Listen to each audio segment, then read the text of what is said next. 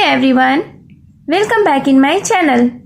इस चैनल पर आप इंग्लिश स्टोरीज से रिलेटेड वीडियोस देखते हैं जिसमें कि short English story, moral story और इंफॉर्मेटिव वीडियोस होती हैं जिसका आप हिंदी में अनुवाद करना सीखते हैं। इसके साथ ही स्टोरी को रीडिंग डालना और इंग्लिश वर्ड्स के करेक्ट प्रोनाउंसिएशन के बारे में भी सीखते हैं। तो अगर आप इस चैनल पर न्यू हैं, मेरी वीडियो को पहली बार देख रहे हैं, तो मेरे चैनल को सब्सक्राइब ज़रूर करें और जो बेल का आइकन दिख रहा है उसे भी प्रेस कर दें ताकि मेरी आने वाली वीडियोस का नोटिफिकेशन आप तक पहुंच जाए। तो आज जो मैं स्टोरी लेकर आई हूँ यह एक शॉर्ट मोरल स्टोरी है, बहुत ही अच्छी कहानी है। इस स्टोरी में आप न्यू वर्ड्स सीखेंगे जो एडवांस्ड लेवल के हैं। तो वीडियो को बहुत ही ध्यान से एंड तक देखिएगा। तो चलिए स्टार्ट करते हैं आज का ये स्टोरी। आज के स्टोरी का टाइटल है the frog and the mouse. Frog का अर्थ होता है मेढक, माउस यानी कि चूहा। तो टाइटल का अर्थ हुआ मेढक और चूहा। So let's begin the story. A long time ago there lived a frog in a marsh. Long time ago यानी बहुत समय पहले। देयर लिव्ड अ फ्रॉग, एक मेढक रहता था। इन अ मर्श, मर्श यानी कि दलदल, एक दलदल में। तो इस सेंटेंस को हम लोग एक बार फिर से देखते हैं कि बहुत समय पहले एक मेढक एक दलदल में रहता था। Nearby in the same marsh lived a mouse in a whole.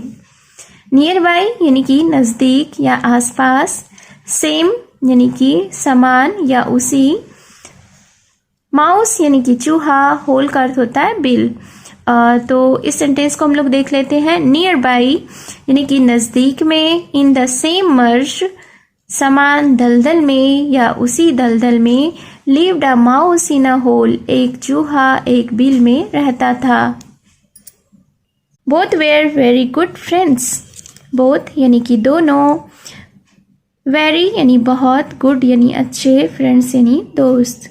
तो दोनों ही बहुत अच्छे दोस्त थे। But one day they got into a dispute. Dispute का अर्थ होता है झगड़ा, मतभेद।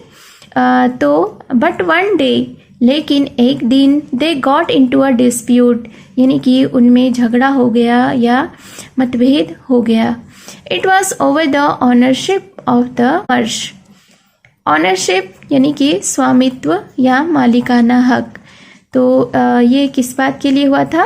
It was over the ownership of the marsh यानी कि यह दलदल के स्वामित्व को लेकर था, यानी कि दलदल का मालिक कौन होगा इसको लेकर दोनों में झगड़ा हो गया।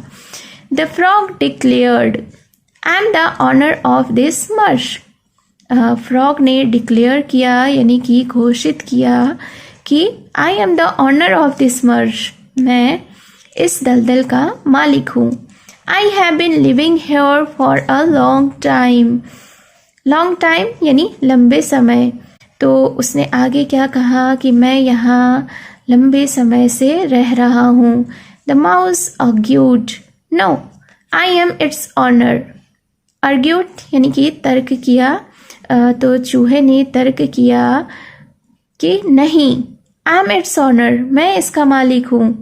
They decided to solve the matter by fighting it out. अब they decided यानी कि उन्होंने निर्णय किया to solve the matter यानी कि मामले को सुलझाने का, by fighting it out यानी लड़कर।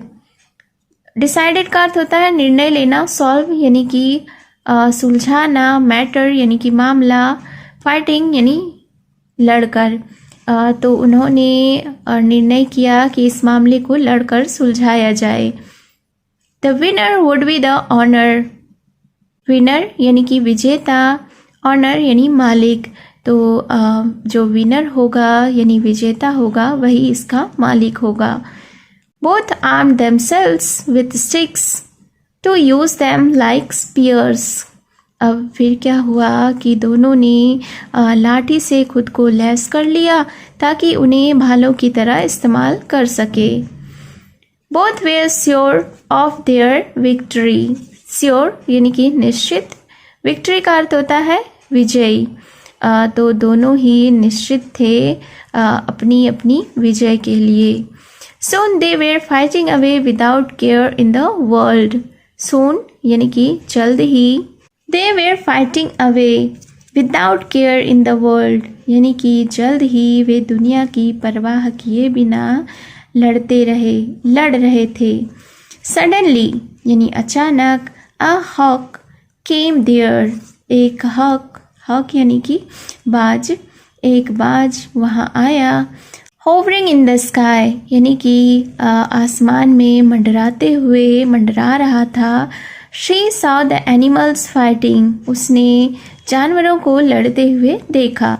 As she was hungry, she swooped down, caught both of them in her claws and carried them away to her nest. As she was hungry का अर्थ होता है भूखा। swooped down यानी कि नीचे झपटा मारा। काउट यानी कि पकड़ा। क्लास का अर्थ होता है पंजा। कैरिड यानी ले जाना। नेस्ट यानी कि घोंसला। तो इस सेंटेंस को हम लोग देखते हैं कि एज शी वॉज हंग्री, चूँकि वह भूखी थी यानी कि वह बाज भूखी थी। शी swooped डाउन, वह नीचे झपटा मारी। काउट बोथ ऑफ देम, दोनों को पकड़ लिया। इन हर क्लॉस यानी अपने पंजों में। And carried them away to her nest, और दोनों को उठाकर अपने घोंसले की तरफ उड़ चली। Moral of the story is disunity invites trouble. Disunity का अर्थ होता है फूट। इनवाइट्स यानी कि आमंत्रित करना। ट्रबल यानी मुसीबत। तो इस सेंटेंस का अर्थ हुआ कि फूट मुसीबत को आमंत्रित करती है। So it was the story. I hope you have enjoyed the story, और आपने बहुत सारे न्यू वर्ड्स इस स्टोरी में सीखे होंगे। तो अगर आपने अभी तक मेरे चैनल को सब्सक्राइब नहीं किया है तो चैनल को सब्सक्राइब ज़रूर करें। तो मिलती हूँ मैं फिर से एक न्यू इंटरेस्टिंग स्टोरी के साथ। Till then take care and bye bye.